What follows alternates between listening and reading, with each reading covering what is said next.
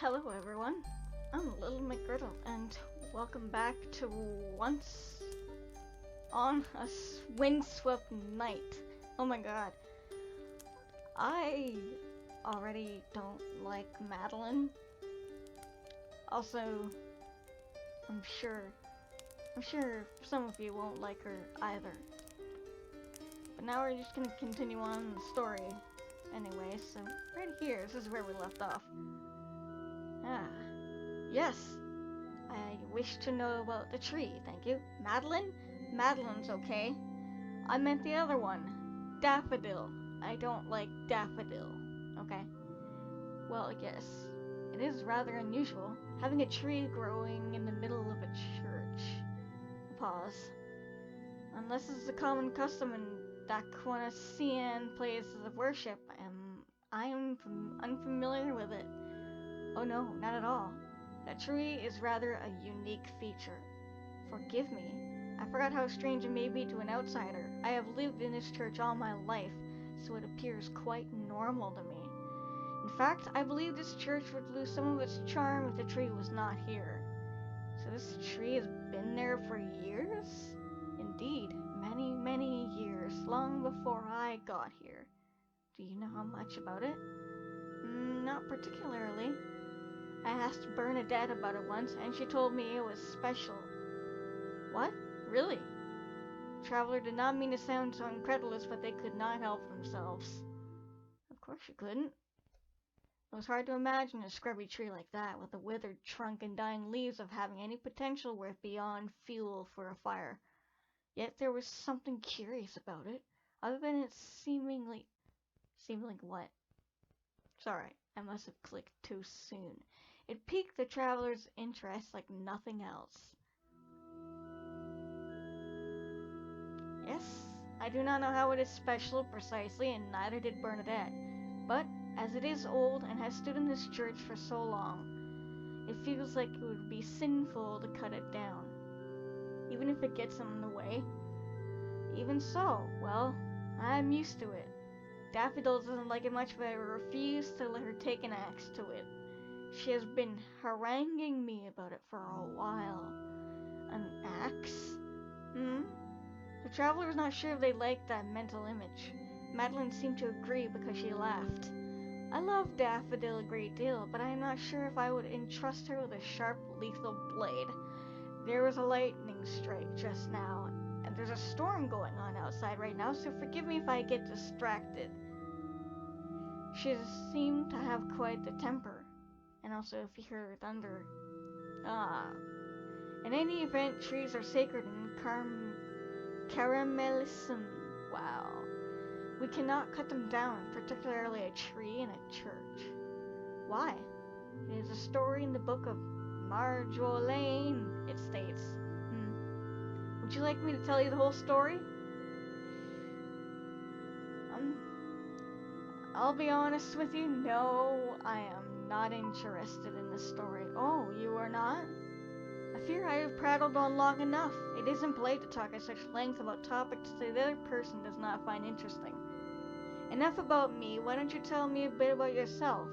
Did you ever tell me where you came from? I come from Praline. Praline? How lovely! Madeline smiled, clapping her hands together. The sound rang through the church, echoing the stone floor and walls. She looked happy enough, but for some reason, both the sound of her clapping and her expression seemed hollow. You'll have to tell me more. I know very little of other countries, and it is rare to have visitors far from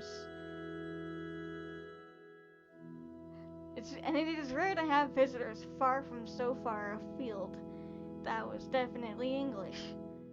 Praline is not that far, only 3 days away by boat. A boat? I have never been in a boat, though I have spoken to sailors. They say the rough waves can be horrendous. Yes, well, I'm not so fond of the high seas myself. I get seasick. You poor dear. Thank you. Thank you very much. And so the two continued to talk into the night while the rain fell thick and hard outside. Just like it is now outside here. Nice. After an hour or so of light discussion, mostly about prey-lish cooking, the traveler found themselves lulled off into a long, dreamless sleep. A sleep filled with cold, hard stars and endless rain. The end. Pardon? Me? What? The end? What? Is that the end? Like, the end? The end? Was that it? There more game? Nothing? Oh, hello, it's you again. Like, Lysaurus looks at the book resting in her lap. Oh, right. I forgot we were just listening to her tell us a story. The book is split open, the page is pale white like the wings of a large butterfly. It appears the traveler managed to offend Madeline.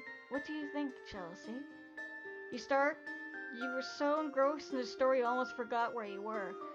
Yeah, don't worry, same here. I forgot where I was. I didn't even know it was just this lady reading a book. Who you were. Oh my. I fear I almost lost you for a moment. I know these stories can be a bit interesting, but if you become too engrossed in them, you may forget your own identity. Is that really possible? Many wanderers with a tenacious grasp of their own selfhood have been swallowed by the stories in this library. They become too invested in the lives of the characters and their own sense of ego begins to slip away.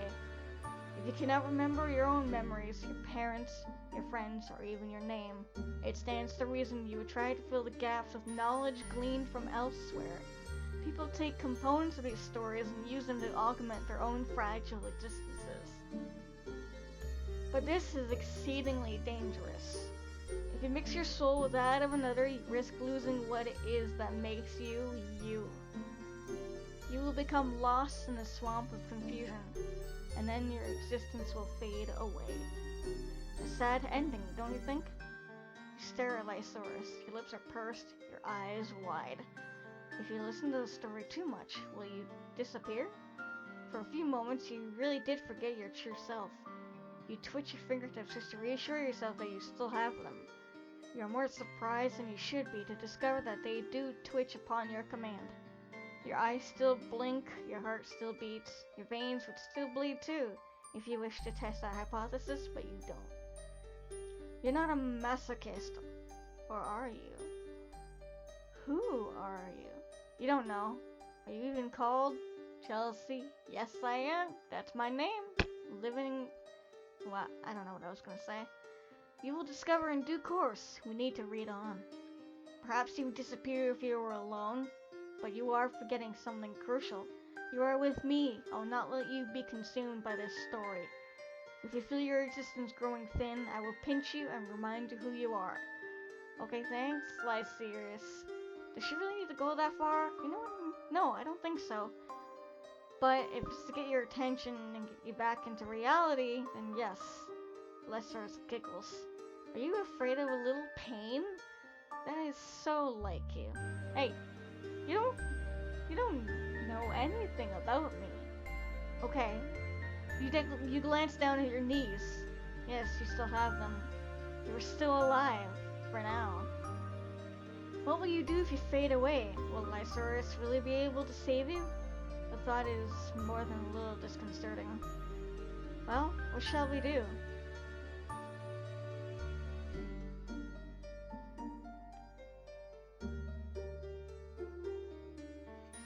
No, I don't want to return to the beginning of the story. Turn back the pages of the story. Yes. Okay. What now? Oh, cool. We're back. Questions?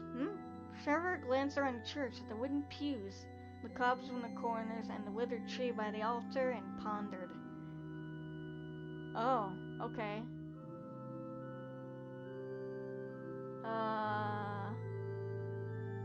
Can you tell me a bedtime story? Oh, you want me to tell you a story? Really? Yes, well, you have a nice voice. I like listening to you. It's relaxing. Goodness, I have never been told that before. Hasn't Daffodil? In case you haven't noticed, Daffodil is quite awkward. She dislikes complimenting others. I believe she has never been taught how. No, No, it is quite sad, really. I suppose it is to be expected, given her upbringing, but that is neither here nor there. I shouldn't speak for her. If she knew you were sharing juicy tidbits of her past with a stranger, she would never trust you again. I fear my baby correct, though I love her dearly. She can be quite contrary. A story, then. I suppose I could tell you a parable. A parable? It is a tale from the book of Madeline, and is well known among the inhabitants of Darquoise. Bernadette told me it when I was small, and I have always cherished it. It is such a dear story, really, though quite sad. I think a bitter tale sweet suits a rainy night like this. You do? Thank goodness. I am fond of this parable myself, but Daffodil dislikes it. She says it's too sentimental. She's such a realist.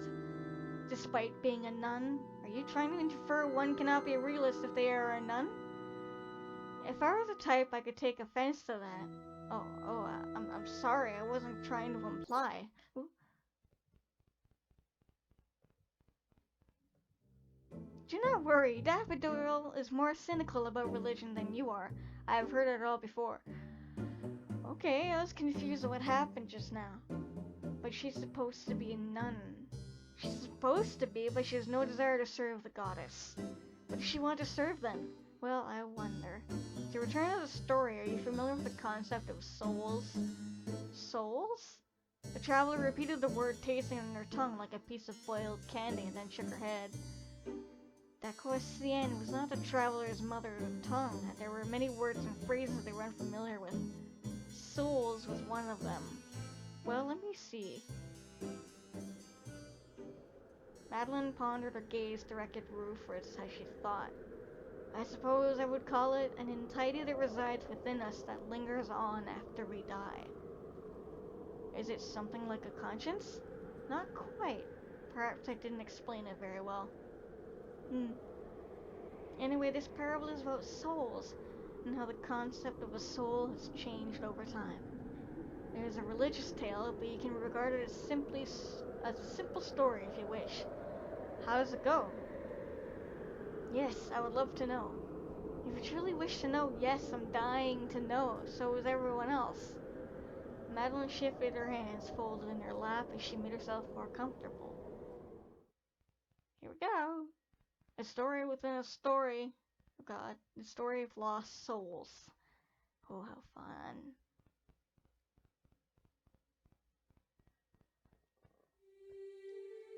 Long, long ago, more than 1,000 years hence, people were not born as one complete vessel, but two. All living creatures were divided into a physical body and their spirit, that would be the soul. Living creatures could not see their souls, but everyone knew they existed. The soul made its presence manifest whenever a person felt sad or lonely, to soothe and comfort in times of strife. When people were stressed or unhappy, they could place their burdens upon their soul. As the soul was a separate entity of the physical body, the soul could accept these negative emotions, and the physical body would be cleansed. Okay. There was, however, a downside to this practice. If the soul accumulated too much negativity, it would become tarnished. Then, when the person died, their soul would be left behind to wander the earth. Their soul could not transcend to the next life because it was too beleaguered with all the regrets the physical body had left behind. These souls had to realize their lost dreams somehow. But how? Without a corporeal presence in the world, it was not easy. Eventually, these lost souls would be swallowed up by the life energy of the world. With no alternative other than wandering, they became one with the earth and turned into plants. Wow, nice. That is how trees and flowers are created. They are the lost souls of those who died, unable to reconcile their regrets, and thus were unable to transcend. Many centuries followed, and all living creatures nowadays are born with their souls inside their bodies. When people feel pain and regret, we have no way to purge ourselves of these feelings, because our souls are intrinsic part of our bodies. We have to deal with our pain and regret while we live, lest they consume us from the inside. It is a lesson we all should learn. We cannot run from our problems forever, no matter how difficult life becomes. We have to do our best to tackle the obstacles we face. Then, and only then, can we be at peace with our inner selves and achieve true peace when we die. Uh, that's a really good story. So, Madeline ducked her head, perhaps a touch shyly, and brushed a strand of blonde hair behind her ear. What did you think of the story? Did you like it? It was a very inspirational story, I'm not gonna lie to you.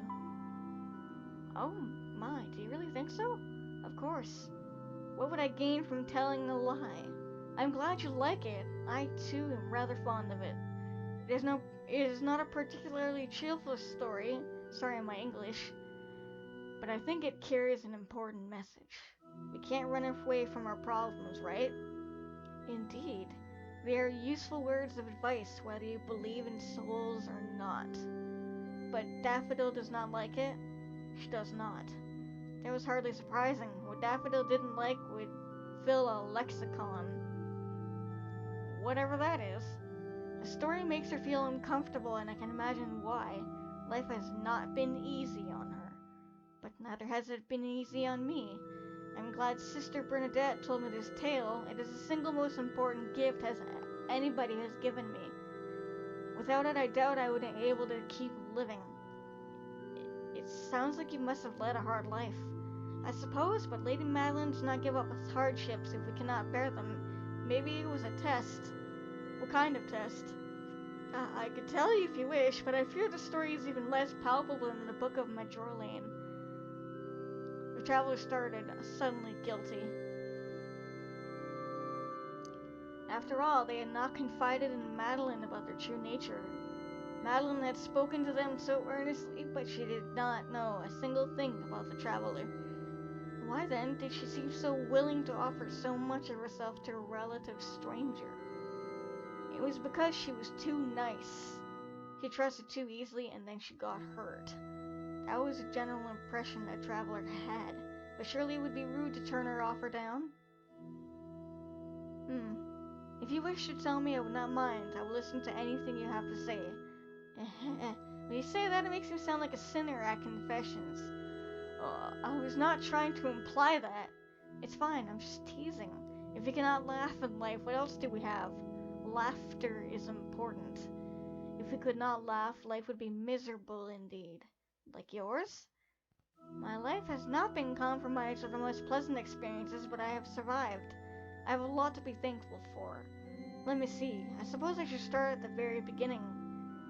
It's a very good place to start. Excuse me? It's a reference to a musical play. It was very popular in Praline, but perhaps it hasn't been staged in Dacois. Ah, I see. If it is a play, I would not know anything about it. I have never left this church before. Oh my goodness.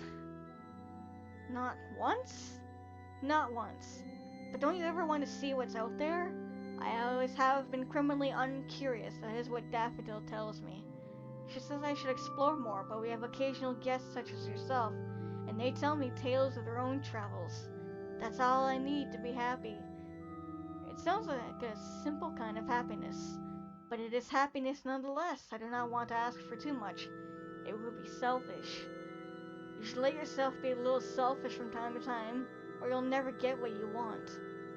My mother never approved of me becoming a traveler, but I defied her wishes. You must lead a very exciting life. I fear my story cannot compete. You see, I never knew my mother or my father. Oh. In that case, I apologize. You do not need to apologize. You did not know. In any case, I might not be an orphan. My mother or father may still be alive somewhere in Dacois, but I had never met them. I was abandoned on the doorstep of this church when I was a baby. The nuns found me and took me in. They raised me as their own. I must have been lonely. I was not lonely. I did not miss my parents because I had never met them. Don't you resent them? I could not. I would resent my parents if they abandoned me. Perhaps you would, but I could not. How can I dislike people I have never known? Moreover, I'm sure they had their reasons for leaving me.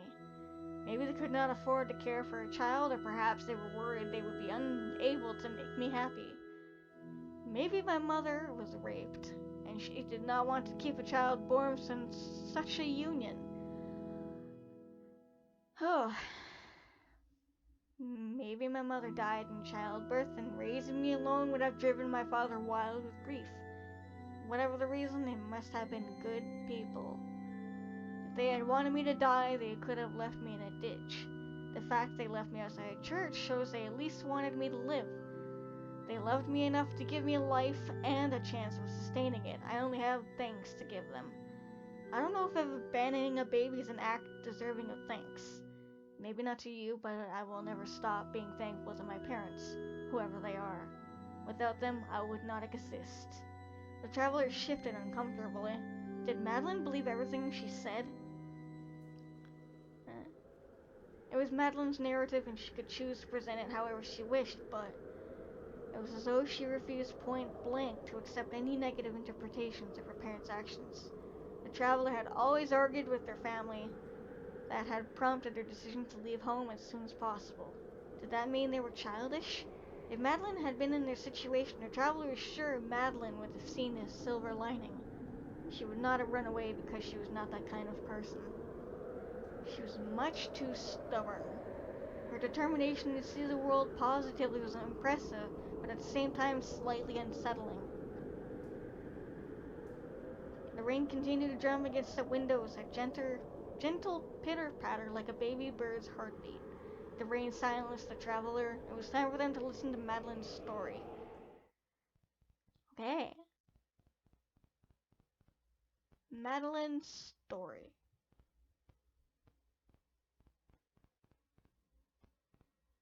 Okay, here we go, diving straight in. I never knew my mother or father. I was left on the steps of this church when I was but an infant. However, I was never lonely. The nuns who lived in this church were very kind. They cared for me like I was their daughter, though in fact I was a nobody child of mysterious origins. They fed and clothed me and gave me a place to sleep. They taught me rudimentary mathematics and how to read and write. They showed me how to tend the vegetable garden outside and how to cook and clean. But most importantly of all, they befriended me. They gave me companionship. I never felt like I had any reason to feel sad, even if I did not know my parents, because I had already managed to find a wonderful family. They taught me about Lady Madeline, how she must have saved me for some greater purpose. I thought it was horribly self-centered to believe in a divine entity had interest in an unremarkable girl like me, but the sisters persevered. They told me Lady Madeline cared for all of her creations equally. All of the nuns at the church, however, I was the closest to Bernadette. Bernadette was like a big sister to me. She was 12 years my senior, and I clung to her skirts like a duckling follows their mother since I was old enough to walk. Bernadette was the one who told me the story about our souls and how they came to reside inside our bodies. I was 7 at the time, and there was an awful thunderstorm. The sky was thick with rain, much harder than it is tonight, and the wind whistled so loudly I feared the church would be blown away. I used to be afraid of the dark when I was a child. I was horribly scared. I could not sleep soundly in my own bed, so I crept into Bernadette's. I think I woke her, but she did not scold me. Instead, she held me close, patted me on the head, and told me the story about souls. She said that we must face our own problems no matter how scared we are. In retrospect, I do wonder, maybe she told me this story because she was tired and wanted me to go back from my own bed. I would not blame her if this was the truth, because it was very late at night and she was awfully patient to put up with me so. In any event, no matter what her reasoning was, the story left quite an impression on me. Bernadette gave me a good deal throughout the years, but I think that tale is the most important gift anyone has ever bequeathed to me. I am not exaggerating when I say it helped me through some truly tough trials. The goddess is never unfair, but oh, it can be rather tough.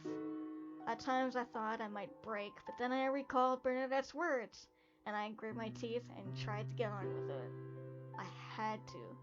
My life continued like this unbroken for 14 or 15 years.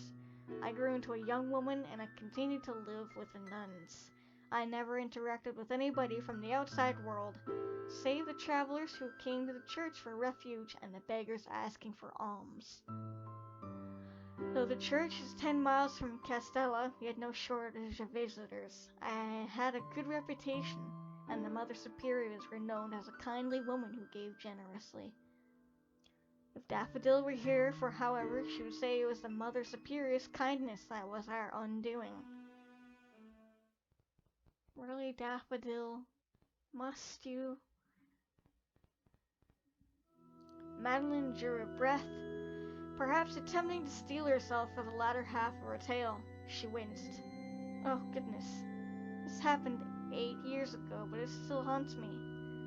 Silly, I am being foolish. If only Daffodil were here to chastise me. Unsure what to do, the traveler reached a hand towards Madeline, but they did not feel confident enough to rest it upon her shoulder. It would have been so easy to comfort Madeline if they were Daffodil, but they were not. All the traveler could do was let her arm drop and say softly, I don't think you're foolish. I think you're strong and noble. Oh my. You know, flattery will get you nowhere. I wasn't trying to flatter you. I wonder. Daffodil is convinced every traveler we accept into our church has wicked designs on my innocence. She says they would all propose to me if given half a chance. I don't know about proposing. I'm not the marrying kind. Me neither. I'm already married. What? Oh my god. To Lady Madeline, of course. Oh. Right, of course. In any event, I love Daffodil too much to leave her on her own. She gets awfully lonely when I'm not around. So she has a cute side? Okay. She's very cute. She just doesn't like showing it because she's pig-headed. If she smiled a bit more, I'm sure you would have begged her to keep you company tonight rather than me. Well, I don't know about that. She seems rather violent. Like a little rabid dog, but she always calms down when I pet her. Okay. Madeline giggled. She looked a lot happier than she had done before. She really must have loved Daffodil if talking about her cheated her so completely and instantly. But the merriment soon faded from Madeline's face as she reconsidered, staring out at one of the stained glass windows. Okay. Oh, here we go, continuing on with Madeline's story.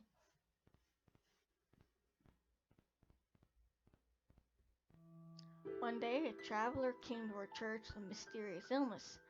His face was covered in black pustules and his skin was pasty. He walked with a limp and seemed ready to collapse at any given moment. He said he had been turned away from Castella. The villagers would not allow him to stay for fear he would infect everyone. By this point, the traveler had lost any hope that he could be cured. His illness was much too advanced for that. He just wanted somewhere to die with a touch more dignity than the side of a road. Some of the sisters were skeptical, but the Mother Superior remained firm. She said it was our duty as servants from Lady Madeline to welcome any and all travelers in our church. We nuns followed her orders, of course, and prepared a bed for the traveler so he could die in peace. As he died, he thanked us. I remember that clearly. Though we could do nothing to alleviate his condition, he was thankful from the bottom of his heart. But his presence in the church was like a curse. Within a week of the traveler's death, some of his sisters began to suffer from fatigue. We thought it was a passing illness, but all the symptoms persisted, until the nuns were inflicted with the same black pustules as the traveler.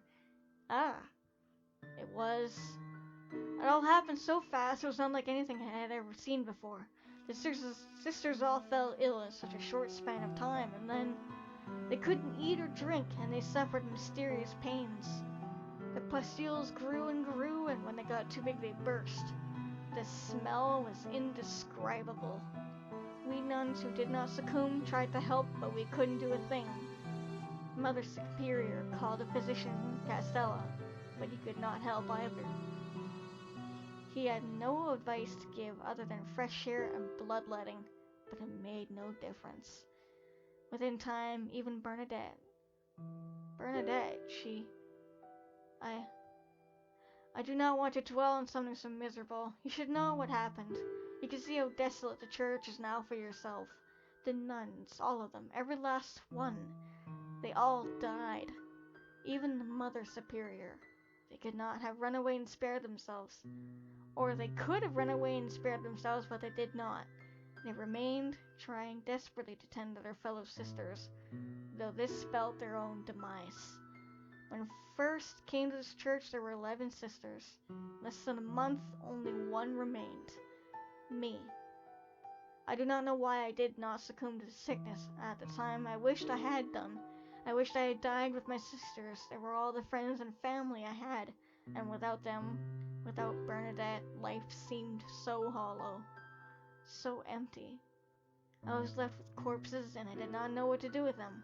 I walked to Castella, hoping some of the villagers would help me, but they refused to set foot near the church.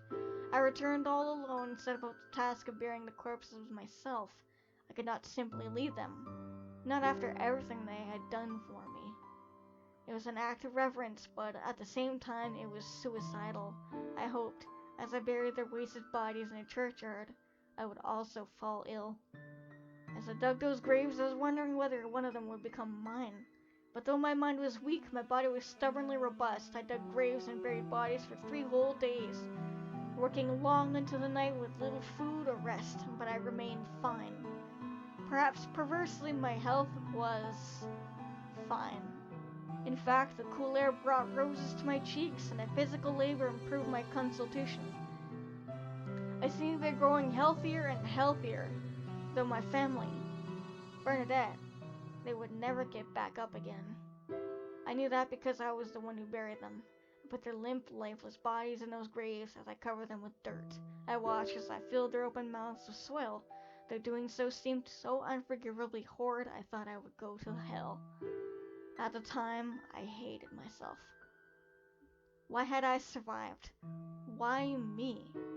I had tormented myself for so long I almost considered taking my own life. If I could not become sick, I would at least slit my throat or pierce my heart with a sliver of glass. I did not care what, I was just so lonely. I was accustomed to always being around others, you see. I had been lucky enough, since my birth, to always be surrounded by people who loved me, and I fear I had become rather selfish. I wanted to be loved. I was desperate for it. So desperate I could have died, but I remembered the story Bernadette had told me, that we should not run from our problems. We should take care not to stain our souls so we may transcend to a higher plane of existence. I told myself if I took my life, my soul would be blackened irreparably, and unlike our ancestors from hundreds of years ago, I would not even be able to become a tree. I would just wither and die. So I could not kill myself. I was close to it, but I knew that would be unforgivably selfish. I had vowed to be a nun, to spend my life serving others. What manner of nun would I be if, when faced with hardship, I served only myself? I chose to live. Thanks to Bernadette and my faith and all the love I had been fed in my childhood, until I could not be loved any more than I already was, I was able to survive, and I have never regretted it. Well, that's good.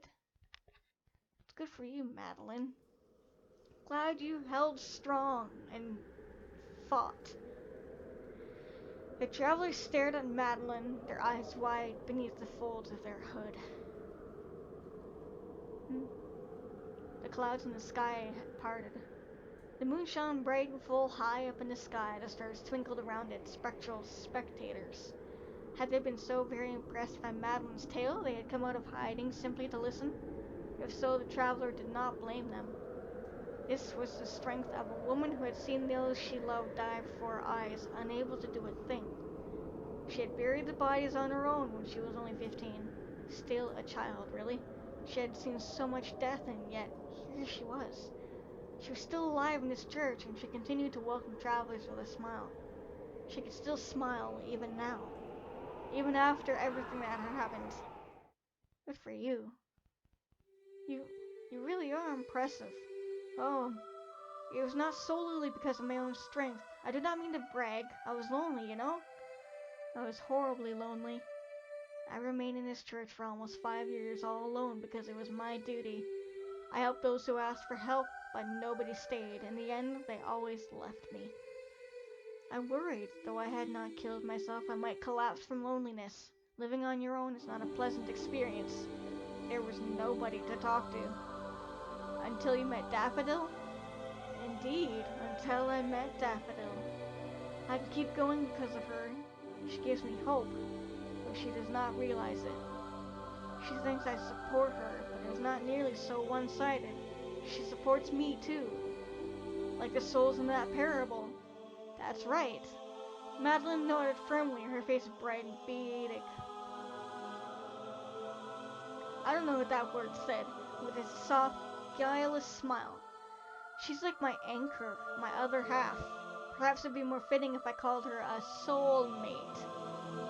Soulmate. The traveler repeated Madeline's makeshift title, a soft, sweet epithet filled to the brim with love. How could anybody show scorn for such simple, sweet affection? I don't know. It's beyond me. The night passed without further event. The traveler was able to snatch a few hours' worth of sleep on the wooden pew curled up inside their damp cloak. They did not know if Madeline had stayed with them throughout the night, but the traveler presumed she had. Judging by her story, she was the kind of woman who gave herself to others completely, even if they were not able to appreciate it. She had told the traveler she would accompany them throughout the entire night, and so she had. It stood to reason, and the new day dawned.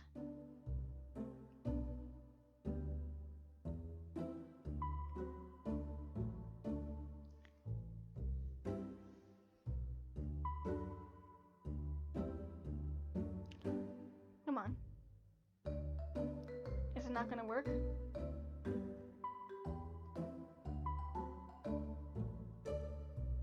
Yes, I want to overwrite my save. Okay, cool. A new day has dawned. But the new day is gonna have to wait for us in the next video because I'm going to leave it here for now. I'm enjoying this story. I hope you guys are too. Thank you guys so much for watching it. I hope you enjoyed it. And like always, I will catch you all in the next video. Stay awesome.